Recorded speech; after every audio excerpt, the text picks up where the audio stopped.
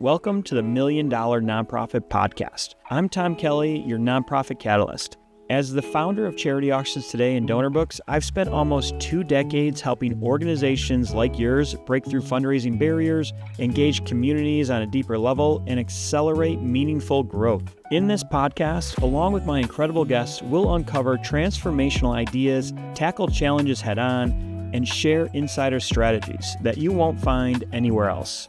Each episode is designed to take your nonprofit to the $1 million mark and beyond, because impact doesn't scale by chance, it scales by choice. So let's get started. In this episode, we dive into the fundamentals of nonprofit fundraising with Haley Cooper, founder of The Savvy Fundraiser and author of Sow, Grow, Lead. Haley walks us through how to shift from transactional fundraising to building long-term donor relationships, ensuring nonprofits raise more money with less stress. We explore why most nonprofits struggle with donor retention, the biggest fundraising mistakes like last-minute event planning and lack of follow-ups, and how nonprofits can increase engagement through storytelling, branding, and transparency. Haley shares practical strategies, including how to build donor stewardship plans, systemize outreach, and leverage existing supporters to drive donations consistently. At the end, we answer the critical question, how can a small nonprofit with limited resources create a fundraising strategy that scales? You'll leave this episode with actionable insights and a clear roadmap to build deeper donor relationships and maximize your fundraising potential. Haley, thank you so much for being on the $1 Million Nonprofit Podcast today. Well, thank you so much for having me. I'm excited to talk to you. Well, this is a great topic that I know that I love talking about. Anything that helps a nonprofit make more money is one of those things that just drives me to, just kind of gets the juices flowing, right? And it's funny because a lot of nonprofits just assume that, hey, I'm going to run a fundraiser, and they throw something together really quick and they throw it out in the world and they think they're going to make all of this money. And I don't think that's really the case, right? And I know that you work with other nonprofits about putting together fundraising strategies, but how often do you work with somebody and find out that they just think that putting together a fundraiser and launching it out with no strategy, no kind of thought behind it, and they think they're going to raise all this money, ends up kind of crashing and burning? Yes, I find that a lot. And I just actually led a webinar on donor retention strategies earlier today, and I shared a story of a fictitious character, but really something that we could all relate to. Her name was Beth, and she was like working, and her director of development came in and was like, you need to send an invite for an event. And it was like 2 weeks before the event. It was scrambled, and it was rushed, and it was transactional because it was like, we just want this from you, and we need you to give this to us. And it led to donor fatigue. It leads to donor confusion, and you're not going to get the responses that you want if things feel rushed, if they feel transactional, and if after the event, there's no follow-up. So it's you ask, and then there's no strategy for how you're going to thank people after that event. I think not only is it important to get people in the door, obviously, but it's important what you do afterwards as well. So yes, I do see, besides the fictitious character that I created, I see a lot of nonprofits who rush when they have a need for the organization, when something arises, they're reactive, and it can lead to donor confusion and less fundraising and less money that comes in the door.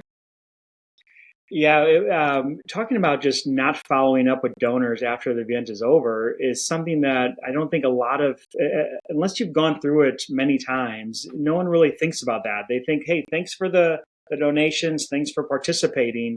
And then they're off now thinking, okay, how can I utilize this money for my mission?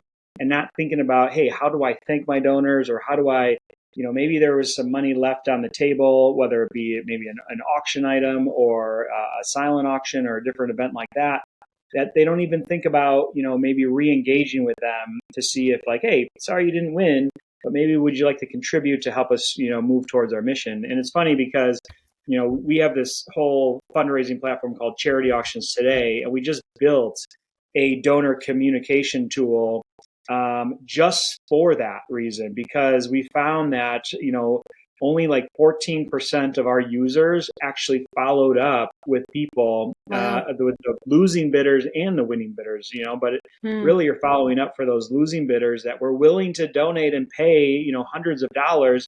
They just happen to get outbid at the last second. And you don't think about all the money that those people would still be willing to contribute if you just followed up with a simple message and a thank you and here's our mission. So it's funny that you mentioned that as being one of the biggest things that people don't do. And we actually created this whole thing because of that need. And a lot of people just don't think about that. So yeah, that's probably one of the biggest things that people just kind of neglect after the event's over. Yeah, I think for me, I've talked to a lot of nonprofits recently who are transitioning from events to individual donors, and they want to build out a major gift program, but they're like, we don't have any major gift donors. And I'm like, you've literally had 4 events a year. You've had at least 200 people show up at your event who have said yes, who have donated in some capacity. And you're telling me that there's no like individuals in your database. And I think a lot of nonprofits struggle with that because there hasn't been intentionality. They've trained, for lack of a better term, their donors to show up at those events and be event donors, right? And I think, over the last few years, that shift for people to want to show up to gala after gala has changed. And it is that intentionality about, streamlining some of those efforts to engage those donors beyond the event. And I know we're talking about fundraising strategy here, but how important is it to really kind of, after, somebody does donate to you through one of your fundraising events or campaigns, that you kind of share with them kind of how their money is being used, or maybe show the impact that that donation has had on the organization. You know, do you kind of encourage your customers or your clients to kind of put something like that in place? And is that important? Yeah. So, according to the Fundraising Effectiveness Project done by the Association of Fundraising Professionals, donor retention rates are at 42% for current donors. And it's 20% for new donors. So, that means, like, we're recording this in the second week of January, that all of those new donors and all those donations that you got at year end, only 42% are likely to give again. So, and it's because people don't give because, one, they're not asked.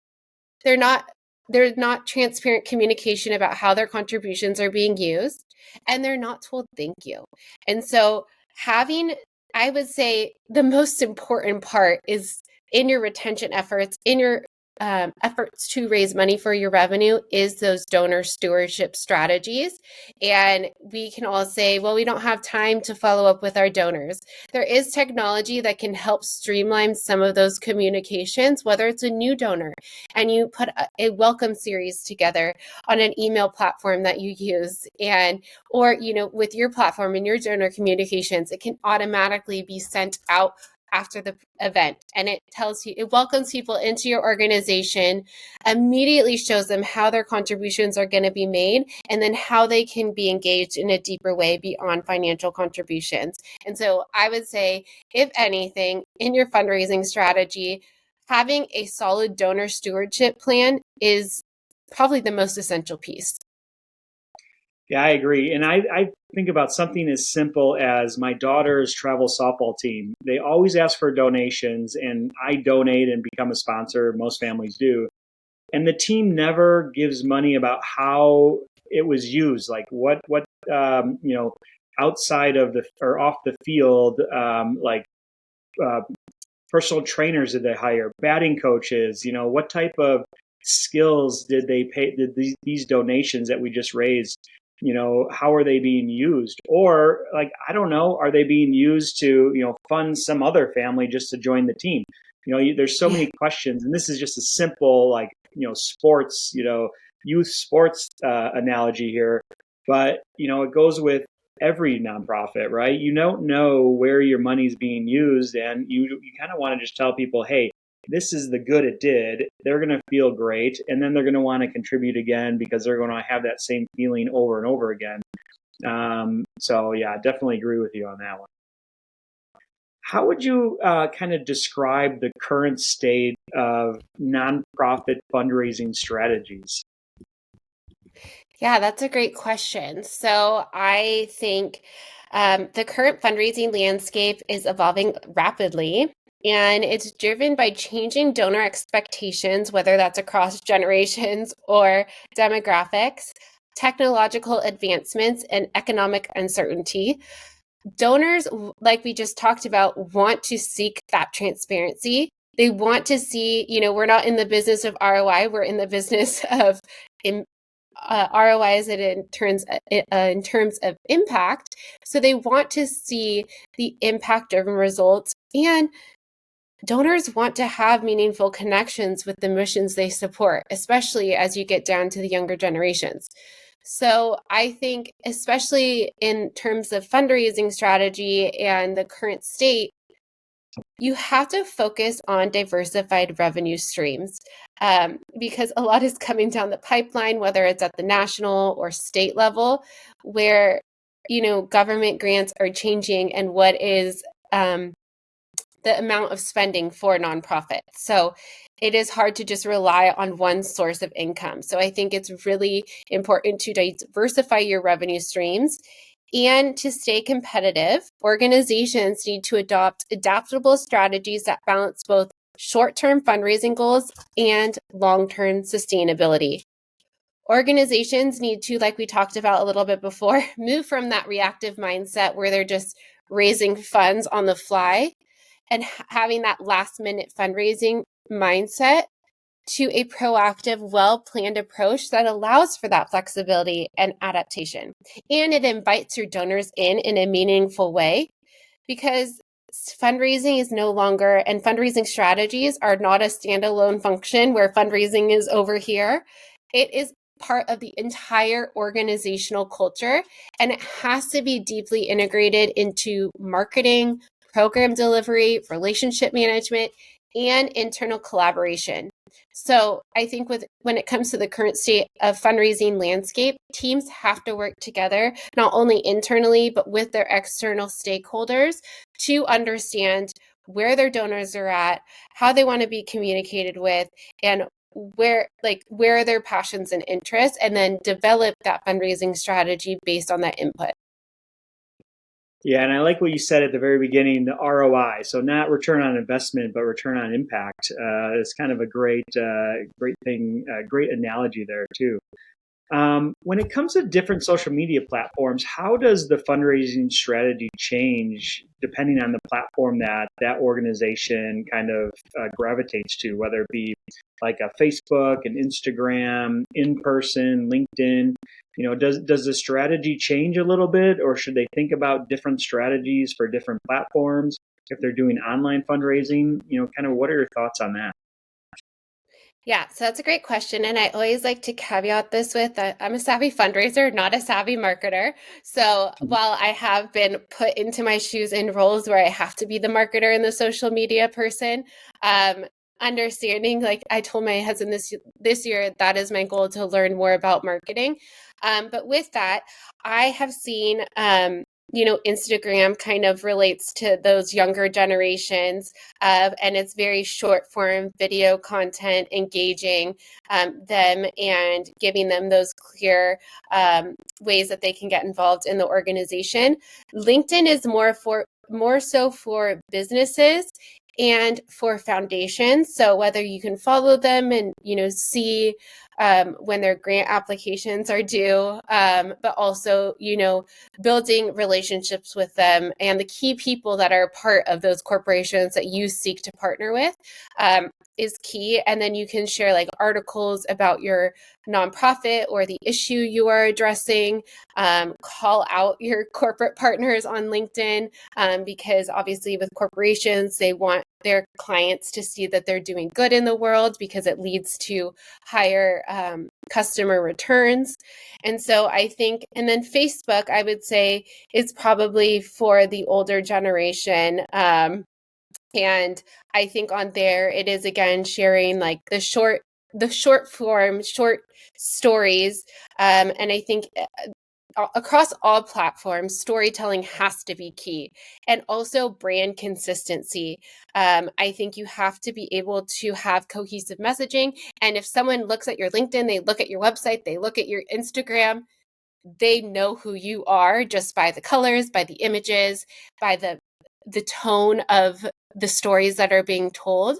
So I think that consistency and then utilizing those different strategies based on your target. And I also think it's important to understand your target audience. So like I said, Facebook might be for the older generations, boomers and the Gen X. So understanding that target audience and then developing your communication strategy based on who you're trying to talk to.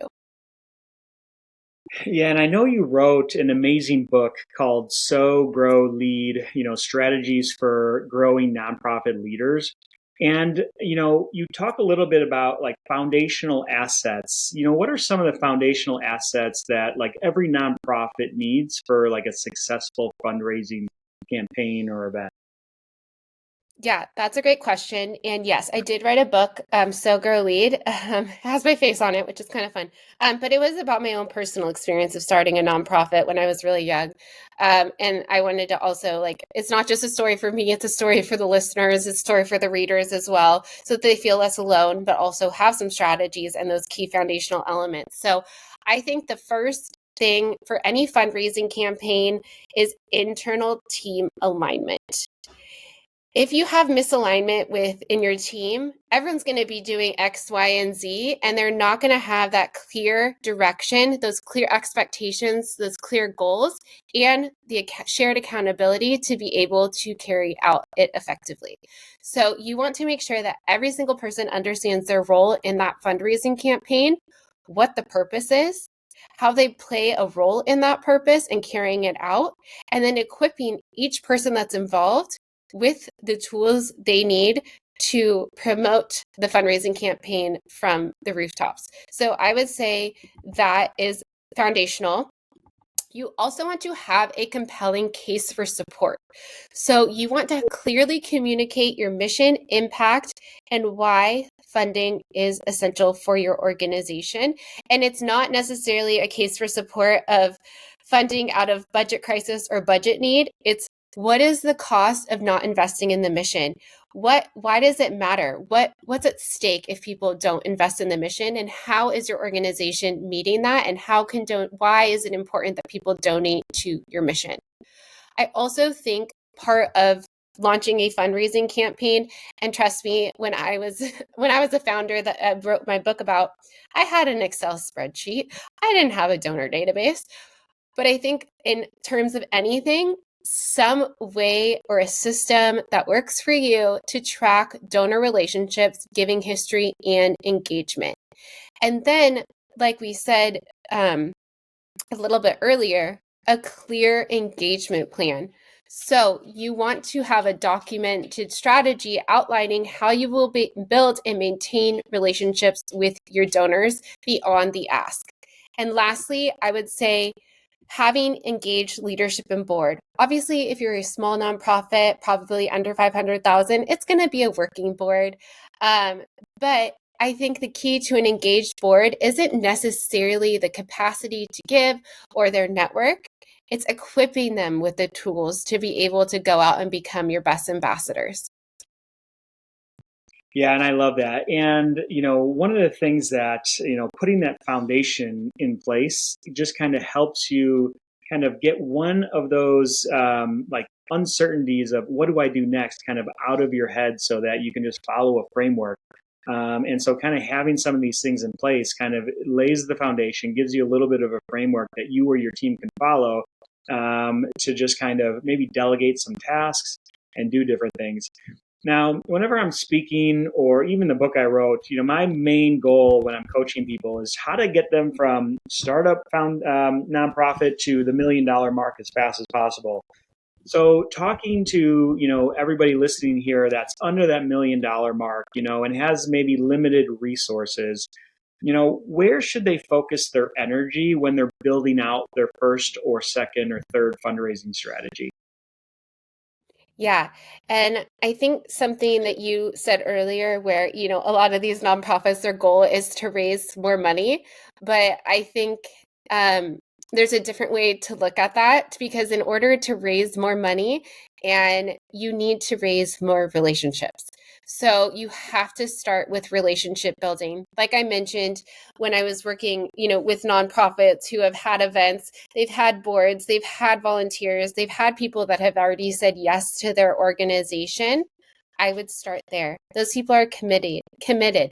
They have the affinity for your organization. And I was just reading somewhere else that affinity trumps capacity. I don't know if that's completely true, but people, if they're engaged and they have said yes, they are more likely, again, to become ambassadors on behalf of your organization. So if you have limited resources, I would leverage existing networks, like I said, including your board members, volunteers, and anyone who has donated, whether big or small, because this can be more effective and less costly than broad outreach campaigns. And you want to, like I said before, you want to prioritize that storytelling by sharing the authentic impact stories and clear call to actions across all platforms like your email and social media. And I would say also, you want to, again, build strong connections with your supporters through personalized outreach and updates so that they get excited to promote your organization on your behalf and become more efficient by using technology so that you can streamline some of these efforts and build those personal connections. So I would lean into low cost, high impact strategies that create that long-term donor loyalty. Well, and this kind of also kind of goes into my next question of like, how do you kind of convert them from a transactional giving to creating a sense of like community and belonging for these donors? Is that kind of some of the same strategies, or is there something different that you would maybe suggest to kind of move that donor from that or the nonprofit, I should say, from the transactional giving to kind of creating that like, this is our community, this is what we're building, help join our mission, this is who we're trying to impact. How would you suggest that they can kind of make that little tweak to their I guess thought process or mindset? Yeah, so I think some of the strategies do apply. And I think it's all comes down to what your priorities are and what your values are. So we can say, like, oh, someone gave $2,500, but I don't have the capacity to thank them. Well, I would take a step back and say, what is the cost of not reaching out to that person? Because if that person gives again, they're more likely to become loyal donors. And so I think we can focus on little things that might get us immediate gains, but they don't necessarily have that long-term sustainability. So I would get really clear on what your priorities are, what your goals are. And if you come across like a situation where you're like, okay, well, I really have to do this, but like, it won't take as much time to pick up the phone or send a handwritten note or some sort of personalization, right? And that'll actually help move your mission forward. I also think it has to be a two-way communication. Invite your donors into the conversation. Again, you want to create that buy-in and belonging where they feel like they're a part of the mission. And obviously, they're not directing it and creating mission drifts, but they feel like they have an opportunity to share feedback and feel heard. You can create like different engagement opportunities that, again, are low cost but high impact, such as maybe ask a donor or a board member to host a house party where they invite their network, and all you have to do is show up and talk about your organization. You could have volunteer days, and obviously that does have some costs to it, but what is the cost, and how can that in-kind support help you? And also, again, it comes down to being transparent, and that will help you go from transactional to fostering a sense of community and belonging, because people want to be clear about how their funds are being used and invited into the conversation of how they can transform the organization with you. Well, and coming from the experience that you have, you wrote a book, you own a company called Savvy Fundraiser, where you actually help nonprofits put these strategies in place. That what you just said there, where you having that donor outreach after the fact or after the event's over, and kind of building that relationship, it almost seems like a full-time job. If you're a nonprofit that has just the founder and maybe one or two volunteers that work part-time, is there like a framework or a strategy that you like to kind of put in place with the nonprofits you work with to kind of help ease maybe the stress that the founders may be thinking of right away, of like, oh God, I got to reach out to 200 people and thank them? Is there something that you do or put in place that just makes that a little bit easier for them to digest and manage, so it can just be very easy and simple, whether it be just training a volunteer to do it, or maybe even getting their son or daughter to kind of make some email outreaches, or handwritten letters, or even phone calls? Is there anything that you would suggest that would just kind of ease their mind if they're thinking that this is way too overwhelming for me to do? Yeah, and I mean I've been there both as a solo fundraiser in a very small nonprofit where I feel like I'm doing six jobs, and it can be really hard. And so if you are a listener that has in those shoes, I see you. I have been there. And I think one, it's really important to and the executive directors that I've worked with don't necessarily like to make the ask, or they're kind of scared to ask for money. And so they get busy doing other things. We all do that, right? When we're like scared to do something, we're like, we're just gonna go get distracted over here because this like seems like this is a better use of our time. So Really I think busy.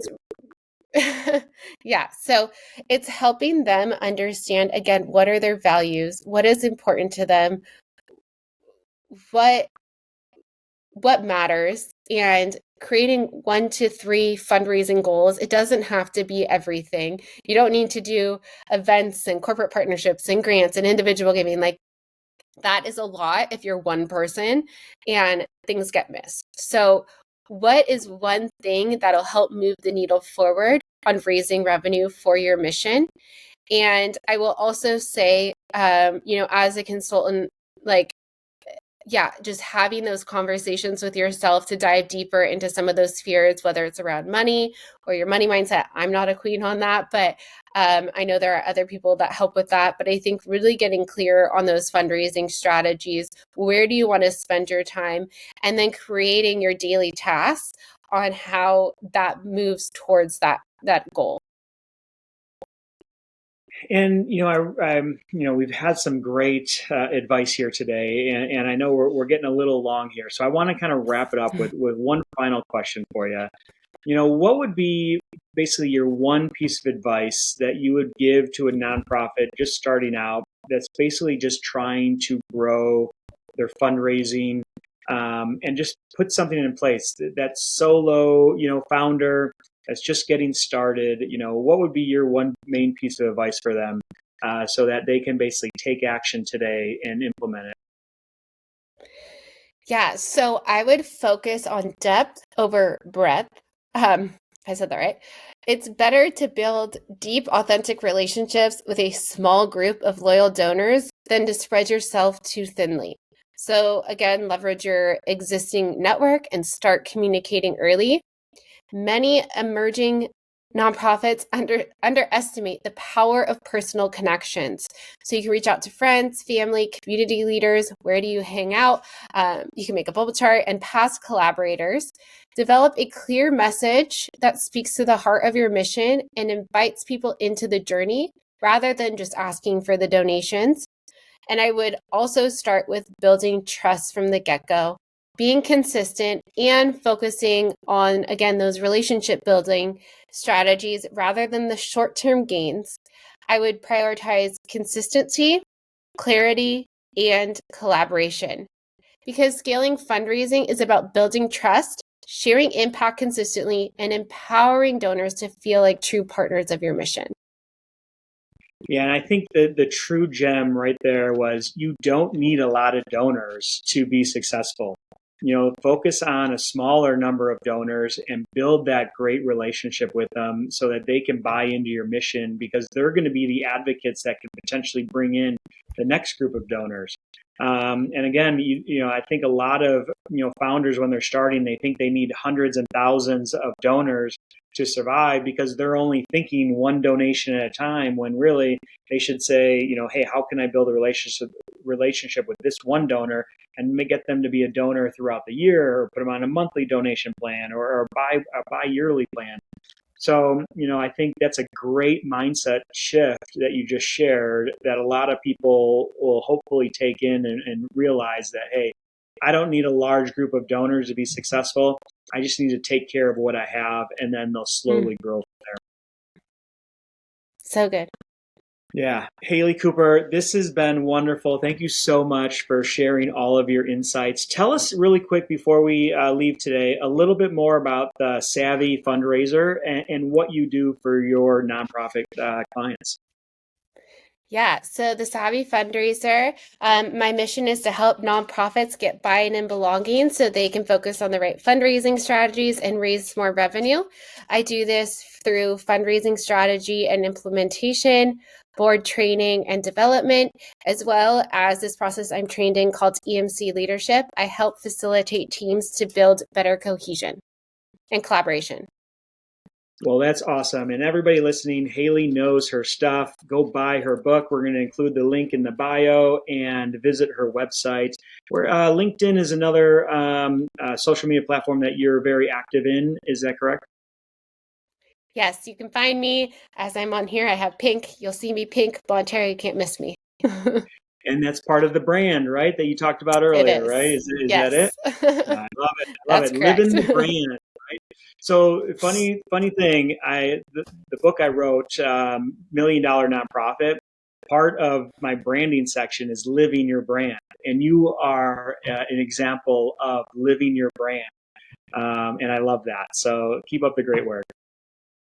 So Haley Cooper, thank you so much for being here today. Everybody, get in Haley's world. She knows her stuff.